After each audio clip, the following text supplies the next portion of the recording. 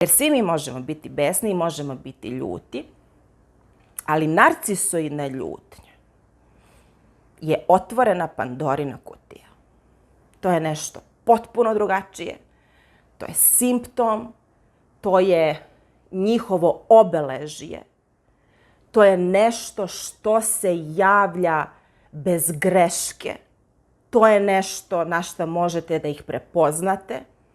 To je, kako bih vam rekla, njihov znak, njihov simbol. To je nešto za što možete da se uhvatite na samim počecima, jer on ne može da je skriva.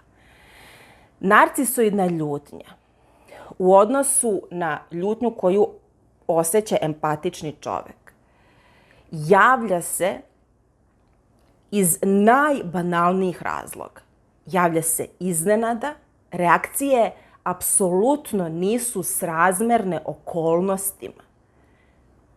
Apsolutno ne